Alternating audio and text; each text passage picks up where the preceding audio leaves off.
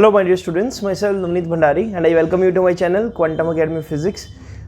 एक एग्ज़ाम बच्चों मैं आपको आज शेयर करूंगा जो आप सभी के लिए बहुत इंपॉर्टेंट है और बहुत से बच्चों ने इसके बारे में सुना है लेकिन बहुत कम बच्चों को एग्जैक्टली इसके बारे में नॉलेज है। मैं बात कर रहा हूँ KVPY एग्ज़ाम की, जिसका मतलब होता है किशोर वैज्ञानिक प्रोत्साहन योजना। अब यहाँ पर ये वैज्ञानिक वर्ड है, इससे आपको थोड़ा सा हिंट मिल जाना चाहिए कि ये उन बच्चों के लिए ज़्यादा सुटेबल है या उन बच्चों के लिए कोर्स या एग्ज़ाम बना है जो बेसिकली साइंस फील्ड में है। चाहे आप मेडिकल में हो चाहे आप नॉन मेडिकल में, तो आपके लिए एग्ज़ाम बना है। तो मैं इस एग्ज़ाम का थोड़ा सा ऑब्जेक्टिव आपसे शेयर करता हूँ। ये एग्ज़ाम की शुरुआत कैसे हुई तो ये सब कुछ मैं आपसे बताता हूँ, आपको बताना शुरू करता हूँ। सबसे पहले 1999 में जब हमारे PM अटल बिहारी वाजपेयी जी थे तो उन्होंने इस एग्ज़ाम की शुरुआत की। इस एग्ज़ाम का मेन मोटिव ये था कि हमारे देश में बहुत से ऐसे बच्चे हैं जो साइंस फील्ड में जाते हैं, रिसर्च फील्ड में जाना चाहते हैं, बट कोई मोटिवेशन नहीं है। दूसरी चीज़ फंडिंग नहीं है कहीं से भी। तीसरी इंपॉर्टेंट चीज़ कि एक करियर पाथ नहीं है, उनको पता नहीं कि उनको अच्छा परफॉर्म क्यों करना है। सपोज़ आज मैं मोटिवेट होकर साइंस स्ट्रीम में आ जाता हूँ, मैं BSc करता हूँ, लेकिन मेरा स्टार्टिंग में परफॉर्मेंस बहुत अच्छा रहता है, देन मेरे पास कोई ऐसी मोटिवेशन है कि मुझे अपना परफॉर्मेंस को मेंटेन रखना है, राइट। तो मेन ऑब्जेक्टिव क्या था KVPY एग्जाम का कि पूरे देश भर से जो भी बच्चा रिसर्च लाइन में, साइंस लाइन में ग्रेजुएशन, पोस्ट ग्रेजुएशन करना चाहता है तो गवर्नमेंट ऑफ इंडिया उस बच्चे की एजुकेशन के लिए कुछ फंडिंग करेगी, कुछ फेलोशिप प्रोवाइड करेगी। तो वो सभी डिटेल में आपसे शेयर करूंगा, राइट। जो मेन बात आपके लिए जानने की है वो ये है कि KVPY को जो रन कर रहा है फिलहाल वो Indian institute of science in Bengaluru, right. Indian institute of science जो बेंगलुरु में है, ये बहुत ही अपने आप में बहुत बड़ा कॉलेज है और अगर आप IIT से कंपेयर करो तो IIT से टॉप लेवल का कॉलेज है ये रैंकिंग में। IIT में आपको जनरली टेक्नोलॉजी से रिलेटेड सभी सब्जेक्ट्स पढ़ाए जाएंगे, लेकिन यहाँ पर इनका जो मेन इनमें आपको साइंस पढ़ाई जाएगी। लाइक अगर आपको फिजिक्स में कुछ आगे डीप में जाना है, रिसर्च करनी है, आपने केमिस्ट्री में रिसर्च में जाना है, आपने बायोलॉजी में रिसर्च में जाना है, तो देन उसके लिए कॉलेज बना है। तो सारा कुछ जो एग्ज़ाम कंडक्ट कराने से लेकर बच्चों को सेलेक्ट करने का जो प्रोसीजर होता है वो इंडियन इंस्टीट्यूट ऑफ साइंस ही देखती है। अब जैसे कि मैं आपको बता देता हूँ, अभी फ़िलहाल अगर आप इस एग्ज़ाम के लिए जो आपके लिए ज़्यादा इंपॉर्टेंट बात वो ये है कि 6 सितंबर से 5 अक्टूबर तक, यानी कि 6 सितंबर जा चुका और 5 अक्टूबर आने वाला है, अभी भी आपके पास कुछ टाइम है। ऑनलाइन एग्ज़ाम, इसका जो ऑनलाइन रजिस्ट्रेशन होगा वो आप इनकी ऑफिशियल साइट पर जाकर आप वहाँ पर फिल कर सकते हैं। जनरल कैटेगरी के लिए कुछ 1400-1500 रुपये का फॉर्म होता है, आप उसको फिल कीजिए। जो एग्ज़ाम डेट है फ़िलहाल वो शिफ्ट कर दी गई है 31 जनवरी 2021, यानी कि अभी भी आपके पास 4 से 5 महीने का टाइम है, आप अपने एग्ज़ाम की प्रिपरेशन कर सकते हैं। तो मैं आपको पूरा डिटेल में गाइड करता हूँ कि आपके लिए एग्ज़ाम ज़रूरी क्यों है, अगर आप +1 में क्या एग्ज़ाम दे सकते हैं, +2 वालों के लिए क्या एग्ज़ाम का पैटर्न रहेगा, कितने तरह का एग्ज़ाम होगा और स्कॉलरशिप कैसे मिलेगी। मुद्दे की बात, स्कॉलरशिप कैसे मिलेगी।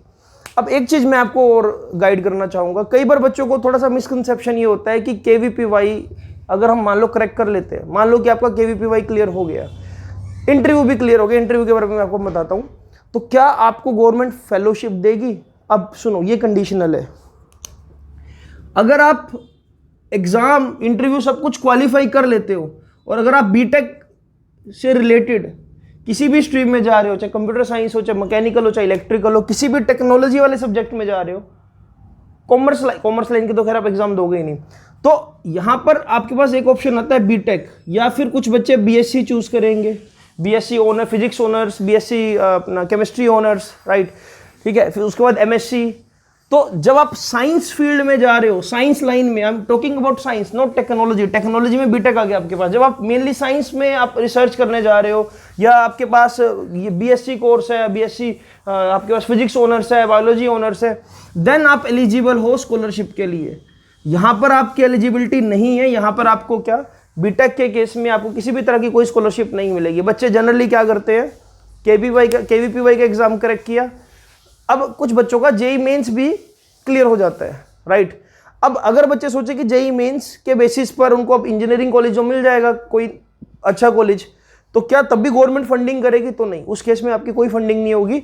आप साइंस लाइन में जाओगे तो आपको गवर्नमेंट फंडिंग करेगी। अब आगे इसके बात करते हैं, इसको एक बार आप अगर लिखना चाहो तो लिख सकते हो, ये इंपॉर्टेंट पॉइंट्स मैंने यहाँ लिख दिए वैसे आपके लिए। तो बच्चों बात करते हैं एलिजिबिलिटी की और आपको किस स्ट्रीम में KVPY को देना है, ठीक है। अगर आप करंटली 10th क्लास में हो तो भी आपको इस बात को सुनना चाहिए, और अगर करंटली आप +1 में हो, +2 में, तो आपको डेफिनेटली बहुत अच्छे से सुनना चाहिए।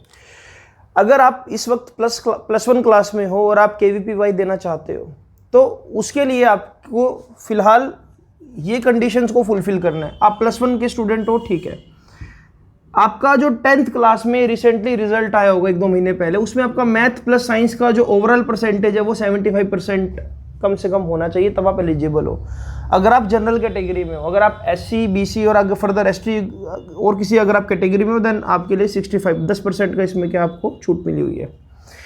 अगर आप करंटली +2 क्लास में पढ़ रहे हो तो आपको देना है SX, KVPY में SX स्ट्रीम में आपको पेपर देना है, और कंडीशन क्या है कि आपके 10th क्लास में कम से कम 75% हो ओवरऑल।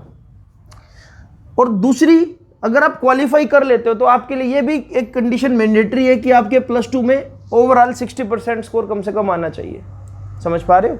तो कम से कम 60% +2 में आना चाहिए इन फ्यूचर, क्योंकि जनरली जो ये पेपर होता है ये नवंबर में होता था, लेकिन अब इस साल ये पेपर जनवरी में शिफ्ट हो गया ड्यू टू कोविड-19। तो इसलिए इस बात को थोड़ा ध्यान रखना कि 10th क्लास में अपना परसेंटेज देखना और उसके बाद ही फॉर्म फिल करना। ऐसा ना हो कि आपके 10th क्लास में परसेंटेज कम हो और आप फॉर्म फिल कर दो और आप फिर उस चीज़ को लेकर पछताओ कि ये मुझे पहले पता क्यों नहीं था। इसलिए वीडियो बना रहा हूँ ताकि आपको एलिजिबिलिटी क्राइटेरिया पता हो। और 3 तरह से आप देखो पेपर, मतलब अगर आप अभी +1 में दे रहे हो तो आप +2 में भी आप चाहो तो दे सकते हो। अगर इन केस आप +1 में नहीं दे पाते तो आपके पास +2 में भी एक चांस रहेगा और +2 के बाद भी एक चांस रहेगा। अगर आप +2 कर चुके हो तो आपको इस कैटेगरी में देना जिसको बोलते हैं हम SB, राइट, इस स्ट्रीम में देना है। तो उसके लिए क्राइटेरिया सिर्फ इतना सा है कि आपके कम से कम साइंस स्ट्रीम में 60% मार्क्स होने चाहिए। क्लियर है? तो अगर आप इन कंडीशंस को फुलफिल करते हो, अगर आप यहाँ पर बिलोंग करते हो तो आपको ये देना है, यहाँ पर बिलोंग करते हो तो आपको ये देना है, और अगर यहाँ पर बिलोंग करते हो +2 जस्ट आपने की है और इस साल आप KVPY देना चाह रहे हो तो आप यहाँ पर SB में इसको दे सकते हो।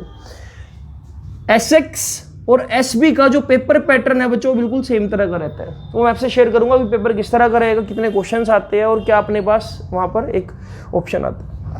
ऐसे का जो पेपर होता है वो इनसे अलग तरह का होता है, ठीक है। दोनों तरह के पेपर्स के लिए आपको 3 घंटे का टाइम मिलेगा, वो मैं आपसे अभी शेयर करता हूँ। अब मेन मुद्दे पर आते हैं कि ठीक है यार, आप एलिजिबिलिटी को वेरीफाई कर पा रहे हो, ठीक है, सब कुछ बढ़िया चल रहा है अब तक, सही सारी चीज़ें आपके फेवर में है, ठीक है, 75% भी है, उसके बाद क्या आपको क्या मिलेगा, आपके लिए इतना इंपॉर्टेंट क्यों है। तो मैं आपसे अब फेलोशिप की बात करूंगा कि एग्ज़ाम क्वालिफाई करने के बाद आपको किस तरह से बेनिफिट मिल सकते हैं। तो इसको आप चाहो तो लिख सकते हो, फिर मैं आपको आगे लेके चलता हूँ इससे। तो बच्चों अब अगली बात की तरफ चलते हैं कि अगर आपका KVPY क्लियर हो जाता है, इंटरव्यू भी क्लियर हो जाता है और आपका टेस्ट भी क्लियर हो जाता है, रिटन जो ऑनलाइन एग्जामिनेशन होगा, उसके बाद की आगे की जर्नी क्या होगी। सपोज आप KVPY को क्लियर कर चुके हो, जैसे ही आप ग्रेजुएशन इन साइंस के फर्स्ट ईयर में जाओगे, पर मंथ आपको जो गवर्नमेंट है, गवर्नमेंट की तरफ से 5000 रुपीज़ की स्कॉलरशिप मिला करेगी, फेलोशिप बोलते हैं जिसको हम, और ऐसा आपको लगातार 12 महीने तक मिलेगी, ठीक है, यानी कि टोटल 60,000 हो गया, और एक एनुअल ग्रांट भी मिलेगी आपको 20,000 की। तो इस तरह से आपको टोटल 80,000 तक का बेनिफिट मिल जाएगा आपके एजुकेशन को सपोर्ट करने के लिए। ये एक बहुत बड़ा अमाउंट है। सपोज अगर आप एक मिडिल क्लास फैमिली से बिलोंग करते हो तो एक तरह से आपका जो देखो जो जनरली BSc जो कोर्स है, या आप अगर आप ऑनर्स लेते हो साइंस ऑनर्स, या BTech से अगर आप कंपेयर करो बैचलर इन साइंस के कोर्सेज को, तो बहुत ज़्यादा ऑलमोस्ट 10 टाइम्स का फ़र्क है। BTech जो है वो 10 टाइम्स ज़्यादा एक्सपेंसिव है एज कंपेरिजन टू BSc, जो मैं आपको बताना चाह रहा हूँ। तो आपके लिए ये एक बहुत ज़्यादा एक हेल्दी अमाउंट रहेगा कि आपकी शायद हो सकता है फीस भी यहीं से आपका काउंटर बैलेंस हो जाए। और अगर आप एक बहुत पुअर फैमिली से बिलोंग करते हो तो ये एक अच्छा अमाउंट है जो आपको सपोर्ट करेगा आपके पूरे 3 साल में, क्योंकि ये मैं 1 साल की बात कर रहा हूँ, ऐसे ही आपको सेकेंड ईयर में, ऐसे ही आपको थर्ड ईयर में, तो 3 साल तक लगातार आपको 5000 पर मंथ मिला करेगा और पर ईयर 20,000 की ग्रांट अलग से मिलेगी। अब यहाँ पर एक कंडीशन और है, इस बात को भी समझना जरा, ठीक है। यहाँ पर एक और कंडीशन है, क्योंकि there is no free lunch. आपका जो सेमेस्टर सिस्टम है फिलहाल, हर एक सेमेस्टर में आपका जो 60% है एग्जामिनेशन में, जैसे कि आप एक सेमेस्टर फर्स्ट सेमेस्टर में आप एग्जाम दोगे, सेकंड सेमेस्टर में दोगे, देन थर्ड, देन फोर्थ। तो फर्स्ट ईयर की बात करूं तो अगर आप हर सेमेस्टर में 60% तक स्कोर कर रहे हो, देन ही ये आपको कंटिन्यूसली मिलती रहेगी। अगर आपका परसेंटेज यहाँ पर गिरकर 59% भी रह गया, देन आपको ये जो फेलोशिप है ये मिलना बंद हो जाएगी। इसके लिए आपको फिर रीअप्लाई करना पड़ेगा, परसेंटेज को सुधारना पड़ेगा, तो वो लंबा प्रोसीजर हो जाएगा। इसलिए कोशिश करना कि आपका जो परसेंटेज है वो हमेशा मेंटेन रहे और 60 से अबव रहे। इस फेलोशिप की यही खास बात है कि बच्चा मोटिवेटेड रहेगा कि उसको हर बार कम से कम ग्रेजुएशन में 60% तो लेने ही लेने हैं, हर हालत में 60% लेने ही लेने हैं। इससे क्या होगा कि उसको एक मोटिवेशन मिलती रहेगी कि हाँ उसके लिए एग्ज़ाम बहुत इंपॉर्टेंट है, और हर एक सेमेस्टर में वो बहुत अच्छे से पढ़ाई भी करेगा। ठीक है, देन पहले 3 साल के लिए मंथली आपको 5000 फेलोशिप तो मिल ही रही है, एनुअल ग्रांट भी मिल रही है। उसके बाद अगर आप पोस्ट ग्रेजुएशन करते हो, पोस्ट ग्रेजुएशन अगर आप मास्टर कोर्स में जाना चाहोगे, 4th या 5th year of your education बोलूँ आफ्टर +2, देन आपको मंथली ये ग्रांट या ये फेलोशिप है बढ़कर कितनी हो जाएगी, 7000। इस तरह से आपको एनुअली 84,000 मिलेगा, लेकिन कंडीशन वही है कि 60% का क्राइटेरिया आपको फॉलो करना है, और साथ में 28,000 का एक एनुअल ग्रांट भी आपको मिला करेगा। तो ये आपको कुछ बेनिफिट्स मिलेंगे जो कि फाइनेंशियल बेनिफिट्स है। अदर बेनिफिट ये है कि आप अगर KVPY का एग्जाम क्रैक करते हो बच्चों, तो आपका ISER और IIS जैसे बहुत बड़े कॉलेजेस में डायरेक्ट एडमिशन हो जाएगा। आपको ये बहुत ज़्यादा मतलब ये समझने वाली बात है, कभी आप टाइप करना और रैंकिंग चेक करना, IISER और IIS की जो रैंकिंग है वो IIT से ऊपर लेवल की है। एकदम बढ़िया कैंपस और बढ़िया एकदम अपना वहाँ पर स्टाफ और पैकेजेस भी बहुत बढ़िया। समझ पा रहे हो इस बात को? तो ये आपको कुछ बेनिफिट्स मिलते हैं। ठीक है, अब हम बात करेंगे कि आपने एग्ज़ाम भी क्रैक कर लिया, ठीक है यार, फेलोशिप भी आपको मिल गई, लेकिन क्वेश्चन तो ये आता है कि पेपर में पढ़ना क्या है, कहाँ से क्वेश्चन बनेगा, किस तरह का पैटर्न होगा पेपर का, तो वो एक बार हम देख लेते हैं। ठीक है, तो आप चाहो तो उसको लिख सकते हो कहीं पर, अदरवाइज फिर हम आगे चलते हैं। बात करेंगे हम एग्जाम पैटर्न की कि पेपर किस तरह का रहेगा। आपका पेपर आपका ऑनलाइन होगा, मैं बात को पहले बता चुका हूँ। आपका जो 75% है ओवरऑल स्कोर का, वो डिपेंड करता है इस टेस्ट पर, और बाकी का जो रिमेनिंग 25% है वो डिपेंड करता है कि जो आपका इंटरव्यू होगा कट ऑफ के बाद, है ना। पहले आप ये वाला एग्जाम क्वालिफाई करोगे, ऑनलाइन टेस्ट दोगे, उसके बाद आपका कुछ स्कोर आएगा, फिर एक कट ऑफ दी जाएगी। उस कट ऑफ को अगर आप क्वालिफाई करते हो, देन आपको इंटरव्यू के लिए बुलाया जाएगा। तो पहले हम जान लेते हैं कि ऐसे, यानी कि अगर आप कभी अभी फिलहाल +1 क्लास में, तो आपके लिए इस तरह का पैटर्न रहेगा। पार्ट 1 में 1 मार्क के क्वेश्चन होंगे सभी। मैथ्स में से टोटल 15 क्वेश्चन आएंगे, फिजिक्स में से भी 15 क्वेश्चन आएंगे बच्चों, केमिस्ट्री में से 15 और बायोलॉजी में से 15। इस तरह से टोटली 60 मार्क्स का आपका पार्ट 1 बन जाता है। ठीक है, तो एक एक नंबर के हिसाब से देखो तो 60 मार्क्स, टोटल कितने क्वेश्चन हो चुके हैं अब तक, 60। पार्ट 2 में बेटा 5-5 क्वेश्चन का सेट होगा, जैसे कि मैथ्स में से 5, फिजिक्स में से 5, केमिस्ट्री में से 5 और बायोलॉजी में से 5, और ये सभी क्वेश्चंस 2-2 मार्क्स के होंगे। यानी कि इस तरह से ये टोटल क्वेश्चंस कितने हो गए, 20, और यानी कि जो वेटेज हो गई इसकी कितनी हो गई, 40। इस तरह से आपका जो पेपर है वो 100 मार्क्स का बन जाता है। यहाँ पर ये पेपर आपने ऑनलाइन देना होता है। और एक और सबसे इंपॉर्टेंट बात कि क्या यहाँ पर नेगेटिव मार्किंग रहती है, तो आंसर है यस। अगर आप पेपर में क्वेश्चन अटेम्प्ट करते हो और उसका आंसर गलत है, तो आपका 0.25 मार्क्स साथ में डिडक्ट हो जाएंगे। ये बात भी समझ लो। ठीक है, सही क्वेश्चन के लिए 1 मार्क और गलत क्वेश्चन के लिए 0.25 डिडक्ट हो जाएंगे। ठीक है, तो नेगेटिव मार्किंग भी इसमें होगी। तो इस तरह से जो आप सब्जेक्ट वाइज देख पा रहे हो, वो टोटल 20 क्वेश्चंस मिलेंगे। 20 क्वेश्चंस मैथ में से, 20 क्वेश्चंस फिजिक्स में से, 20 क्वेश्चन केमिस्ट्री में से और 20 क्वेश्चन ही बायोलॉजी में से। तो आपको 80 क्वेश्चंस करने के लिए पूरे 3 घंटे का टाइम मिलेगा बच्चों। राइट, इन 3 घंटों में अपनी 80 क्वेश्चंस को करना है। और आपको यहाँ पर जितना भी सिलेबस आपका +1 तक का है और जो आपने 10th क्लास में पढ़ा है, उसके बेसिस पर ही क्वेश्चंस पूछे जाएंगे, क्योंकि अभी आप करंटली +1 में हो। तो इस बात का भी आप थोड़ा ध्यान रखना। अगर आप अभी करंटली +1 में हो, अभी भी आपको थोड़ा सा टाइम मिल गया जनवरी तक, कोशिश करना कि जनवरी 31 से पहले सिलेबस वाइंड अप कर दो अपना, ताकि आप इस एग्जाम के लिए प्रिपेयर कर सको। और ये एग्जाम हर एक बच्चे को देना चाहिए। मैं पर्सनली यही आपको बोल रहा हूँ, क्योंकि नो मैटर कि आप बीटेक लेते हो या आगे बीएससी लेते हो, बट मैटर ये करता है कि आपको पता लगेगा कि पेपर का लेवल क्या है। आप इस पेपर को दिमाग में रखते हुए अपना सिलेबस जल्दी खत्म करोगे, कुछ एक्स्ट्रा पढ़ोगे, जिससे आपके कुछ स्किल्स डेवलप हो गए, आपको चीज़ों को सीखने का जो एक एक्सपीरियंस मिलेगा वो आपके आगे जाके कभी काम आएगा। जो चीज़ आप अभी कर रहे हो वो इन फ्यूचर कहीं ना कहीं जाकर कनेक्ट जरूर होती है, ठीक है। इन फ्यूचर हो सकता है आप जेईई मेंस का पेपर दो तो उसमें ही आपको हेल्प करे एग्जाम, तो इसलिए पेपर आपको जरूर देना चाहिए। जैसे मैंने आपको अभी एसए के लिए बताया, अब आप अगर +2 के स्टूडेंट्स हो या +2 अभी कर चुके हो तो आपको जो पेपर देना है वो उसका पैटर्न मैं आपसे शेयर करता हूं, इसको चाहो तो आप लिख सकते हो। तो बच्चों जब आप +2 में हो जाते हो या आप +2 कर चुके हो तो आपको जो पैटर्न मिलेगा वो कुछ ऐसा मिलेगा। ये एसबी और एसएक्स स्ट्रीम के लिए पैटर्न बता रहा हूं मैं आपसे। यहां पर भी आपके पास मैथ, साइंस, केमिस्ट्री और बायोलॉजी रहेगा, लेकिन अब आपका जो सिलेबस रेंज थोड़ी सी वाइड हो जाएगी। +2 के सारे टॉपिक्स आपको अच्छे से करने पड़ेंगे, ठीक है। जितना भी आपका 10th +1 +2 जो भी आपने +2 तक पढ़ रखा है साइंस में, उसमें से कुछ भी आ सकता है, यकीन मानो। तो पार्ट 1 और पार्ट 2 ही रहेगा पेपर के अंदर। ऑनलाइन पेपर होगा जैसा आपको मैं पहले बताया था। 20 क्वेश्चन रहेंगे मैथ में से, 20 फिजिक्स में से, 20 केमिस्ट्री में से, 20 बायोलॉजी में से। अब फिर क्वेश्चन ये आता है कि सर मैं तो नॉन मेडिकल से हूँ और बायोलॉजी का मुझे तो नहीं आता +2 लेवल तक का, तो मेरे लिए तो पेपर देना इम्पॉसिबल हो जाएगा। तो यहाँ पर आपके लिए एक ऑप्शन और भी है, इस चीज को समझना। पार्ट 1 में आप इन 4 में से कोई 3 सेक्शन अटेम्प्ट करोगे। अगर आप बायोलॉजी के स्टूडेंट हो, मेडिकल स्टूडेंट हो, तो आप लास्ट के 3 फिजिक्स, केमिस्ट्री और बायोलॉजी में से क्वेश्चन अटेम्प्ट करोगे, इस सेक्शन में से अटेम्प्ट करोगे। इसमें 4 सेक्शंस दे रखे हैं। अगर आप नॉन मेडिकल स्टूडेंट हो देन आप ऊपर वाले 3 अटेम्प्ट करोगे, ऊपर वाले 3 सेक्शन। तो यानी कि ओवरऑल आपको 60 क्वेश्चन अटेम्प्ट करने हैं, जो कि 60 मार्क्स की वेटेज रखते हैं।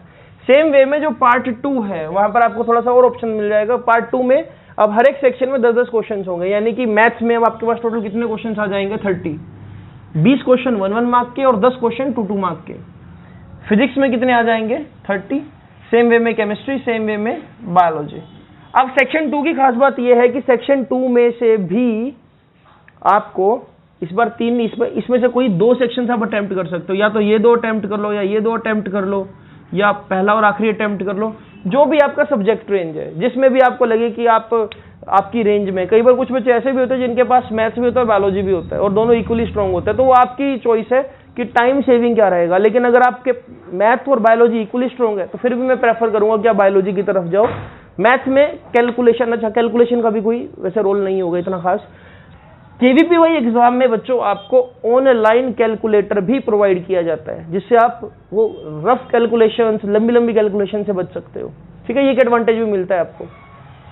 तो क्वेश्चंस बहुत सारे होते हैं, टाइम लिमिटेड होता है, टाइम सिर्फ 3 घंटे का है, तो इसलिए आपको ज्यादा टाइम वेस्ट नहीं करना होता क्वेश्चंस पर। इसलिए मैं ये बोलूंगा कि जो एसबी और एसएक्स है, ये एग्जाम का एक तो सिलेबस भी वाइड होगा और कंसेप्ट भी बहुत सारे होंगे। तो आप ये ना सोचना कि मैंने +2 में जस्ट चलो देकर देख लेते हैं केवीपीवाई, हो गया तो ठीक है, नहीं तो नहीं। देखो एक क्लियर माइंडसेट के साथ पेपर दो। मैं अभी आप बोलोगे कि सर अभी तो बोले थे कि पेपर देने देना है, लेकिन आप अपना टाइम भी वेस्ट मत करो। देखो कई बार क्या होता है कि हमारा माइंड होता है कि हमने तो फैमिली बिजनेस ही ज्वाइन करना है। सीधी सी बात है कि मेरे फादर का 4-5 फैक्ट्रीज लगी हुई, मुझे बिजनेस संभालना है, मुझे साइंस में 1% भी इंटरेस्ट नहीं है। लेकिन हाँ मैं नॉन मेडिकल इसलिए कर रहा हूँ क्योंकि सुनने में अच्छा लगता है। मम्मी किटी पार्टीज में बताती है कि मेरे बेटे की मैं इतने अच्छे इंस्टीट्यूट पर ट्यूशन फी देती हूँ, लाइक स्टेटस मेंटेन करने के लिए। लेकिन मुझे उन पेरेंट्स का समझ नहीं आता जो स्टेटस मेंटेन करने के चक्कर में बच्चों को बलि का बकरा बना देते हैं कि भाई तूने साइंस ही करनी है, इट साउंड्स गुड कि बच्चा मेरा नॉन मेडिकल में है।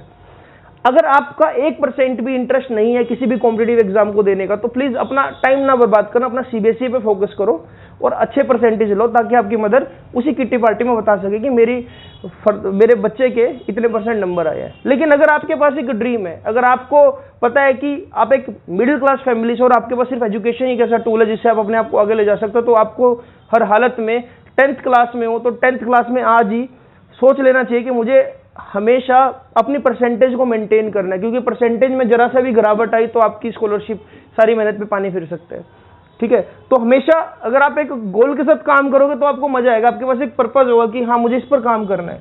तो ये मैंने आपसे पैटर्न शेयर कर दिया बच्चों, ठीक है, कि किस तरह का आपका पेपर 1 रहेगा और किस तरह से, मतलब पार्ट 1 रहेगा, किससे पार्ट 2 रहेगा। SBSX के लिए सेम तरह का पैटर्न है और SA के लिए एक अलग तरह का पैटर्न है। आप चाहो तो उसको भी नोट डाउन कर सकते हो अपनी समझ के लिए। अब आगे चलते हैं, इसे थोड़ा सा और मैं आपसे इन्फॉर्मेशन शेयर करता हूँ। तो बच्चों फिर हम बात ये भी कर लेते हैं कि कितना % या कितना स्कोर आपके लिए इनफ रहेगा कि आपको क्वालिफाई करना है और इंटरव्यू के लिए आपको जाना है। तो देखो, मैं पिछले 5 साल का आपको एनालिसिस दे रहा हूँ कि एवरेज क्या है, ठीक है। ये वेरी भी कर सकता है डाटा, लेकिन ये पिछले 5 साल का एवरेज है। ऐसा देखा जाता है कि ऐसे में जो कट ऑफ जाती है वो जाती है सिर्फ 45 मार्क्स।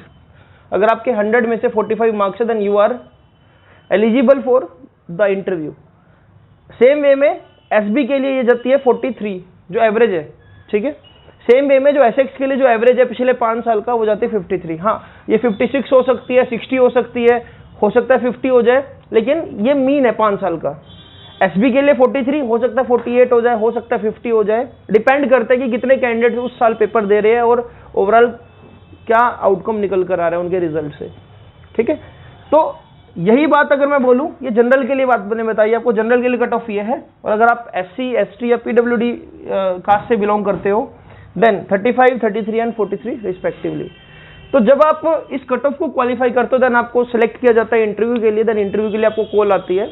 आप इंटरव्यू में अगर आप अच्छा परफॉर्म करते हो, वो 25% का जो क्राइटेरिया है आप वहां पर बिल्कुल अच्छे से फेस कर पाते हो, देन एक ओवरऑल लिस्ट बनती है सभी कैंडिडेट्स की जिसको सिलेक्ट किया जाता है। देन 100% जो 75% तो यहाँ से हो गया, मतलब 100 मार्क्स का पेपर जो कि 75% ओवरऑल वेटेज दे रहे हैं। देन उसके बेसिस पर एक फाइनल लिस्ट तैयार होगी और फिर आपको क्या फेलोशिप के लिए आपको एलिजिबल कर दिया जाएगा। तो this is all about KVPY exam. ये जनरली उन बच्चों के लिए जो साइंस स्ट्रीम में अपना करियर बनाना चाह रहे हैं और साथ साथ एक मोटिवेशन चाह रहे हैं कि उनको किस तरह से परसेंटेज को मेंटेन रखना है। इससे बेनिफिट आपको यही होगा, बार बार मैं बता रहा हूँ, इंडियन इंस्टीट्यूट ऑफ साइंस और IISER जैसे आपको बड़े बड़े इंस्टीट्यूट में पढ़ने का मौका मिलेगा। डायरेक्ट एडमिशन है, आप चाहो तो वहीं से अपनी पढ़ाई कंटिन्यू कर सकते हो और आपको अदर बेनिफिट्स भी मिलते हैं। और ये भी समझो आपकी एक अपने आप में, जब आपको ये सुनने का मिला कि मैंने KVPY का जो एग्जाम है, आप मानो ये JEE मेंस लेवल का है, उससे आप समझो, क्योंकि बड़ा टक्कर का कंपटीशन होता है इसके अंदर भी, क्वेश्चन बहुत बढ़िया लेवल के मिलेंगे आपको। तो आपके लिए बेनिफिट ये है, whether you are preparing for NEET, whether you are preparing for JEE mains और एडवांस, आप किसी भी एग्जाम के लिए प्रिपेयर कर रहे हो तो ये एक अच्छा प्लेटफॉर्म रहेगा जो आपको एक वार्म अप देगा कि हाँ मैंने KVPY के लिए तैयार किया तो हाँ मैं JEE मेंस भी दे सकता हूँ, ठीक है। इसको आप ऐसे समझना। बस एक छोटा सा यही आपसे मैं लास्ट में एक मैसेज देना चाहूँगा, आप जिस भी क्लास में हो जस्ट अपना सिलेबस स्कूल के सिलेबस से 3 महीने पहले फिनिश करो ताकि आपको 3 महीने का टाइम बिल्कुल मिल जाए, फोकस हो गया, पढ़ सको। सिलेबस को पहले खत्म करना सीखो और परसेंटेज को मेंटेन करना सीखो, क्योंकि हो सकता है आज आपका सिर्फ 1 नंबर आपको इस कट ऑफ से बाहर निकाल दे, है ना। अगर 1 नंबर से भी रहेगा तो कट ऑफ से बाहर, फेलोशिप से बाहर। तो this is all about KVPY exam. अगर आप चाहते हो बच्चों कि मैं आपके लिए ऐसे ही और अदर एग्जाम्स के लिए भी वीडियो बनाऊं ताकि आपको मैं इन्फॉर्मेशन शेयर कर सकूं, तो प्लीज़ मुझे कमेंट बॉक्स में बताना कि आपको किस एग्जाम के लिए एक वीडियो चाहिए ताकि मैं सारी इन्फॉर्मेशन आपसे शेयर कर सकूं, आपको एक अच्छा रास्ता बता सकूं। देखो ये बहुत इंपॉर्टेंट है, मैं अभी आपको बता रहा हूं, अगर मेरे परसेंटेज सपोज करो 55% है और मैं जनरल कैटेगरी में बिलोंग करता हूं और कोई मुझे बोल दे कि KVPY और मैं भर दूं, मुझे पता लगेगा कि मैंने पैसे की वेस्टेज की, क्योंकि मेरे परसेंटेज एलिजिबल ही नहीं है, ठीक है। तो ये इसलिए ये मैंने वीडियो शूट की कि कहीं आप बहकावे में मत आना इधर उधर किसी के भी। बीटेक कर रहे हो और आप फिर सोच रहे हो कि KVPY तो क्लियर है, मैं बीटेक कर लेता हूँ, कुछ फंडिंग हो जाएगी, वहां पर भी आप पछताओगे बाद में, ठीक है। तो मुझे जरूर बताना है कि आपको ये एक वीडियो कैसी लगी। एक न्यू स्टार्टअप लिया मैंने कि अब से मैं आपको फिजिक्स के साथ साथ अलग अलग इंस्टीट्यूट का रिव्यू दूंगा, अलग अलग कोर्सेज का, अलग अलग तरह के एग्जाम्स का के बारे में आपको बताऊंगा और इन्फॉर्मेशन आपसे शेयर करूंगा। So thank you so much for watching this. इस वीडियो को उन लोगों तक पहुंचाओ जिनको KVPY का मतलब नहीं पता और मैक्सिमम से मैक्सिमम इसको शेयर करो। Thank you.